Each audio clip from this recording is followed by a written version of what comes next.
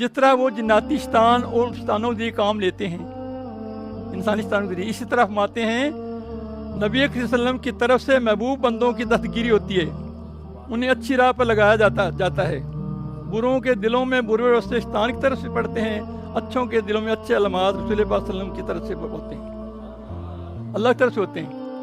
फिर जैसे इब्लीस अपने नुमाइंदे इंसानों में से छांटता है, उनके अवाम को बहकाता है, अपने नुमाइंदों के दिलों में वस्ते डालता है, फिर ये नुमाइंदे लोगों को बकाते हैं। बिल्कुल इसी तरह रूहानियत में हजूर पाक सल्लल्लाहु अलैहि वसल्लम की तरफ से इनके करिंदे मुखलस अदब वाले मोहब्बत वाले छांटे जाते हैं, जिनको औलिया अल्लाह उलमा रब्बानी कहा जाता है। उनका अताहात हजूर पाक हाथ में होता है और ये सारी खलकत की दस्तगिरी वो करते हैं। तो जिसके दिल में नबी की उल्फत और मोहब्बत वो महबूब रहमान है, जिसके दिल में नबी की उल्फत और मोहब्बत है वो महबूब रहमान है। अगरचे गुदड़ियों में हो, उसकी मजलिस रहमानी मजलिस है, बल्कि उसका कलाम बल्कि उसके काम सब रहमानी है।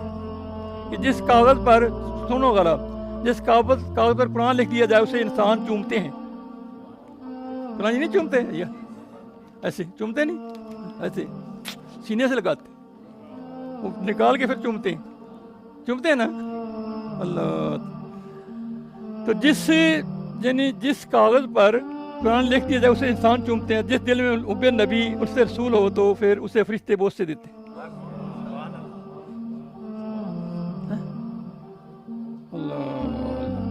जिन लबों पर ज़बानों से इंसान की दास्तान बयान हो वो बोझ सा आगाह मलाइका हैं। तो पता चल गया ना आपको कि दुश्मन रसूल की ज़बान पर शैतान बोलता है और खादिम रसूल की ज़बान पर रहमान कलाम करता है। मौलाना रूह माते हैं गुफ्ता अल्लाह बद गरचे असल में अब्दुल्ला बद, यानी उसका कहा अल्लाह का होता है, उसका कहा हुआ अल्लाह का होता है, गरचे वो कहना अल्लाह के बंदे के हलक से होता है।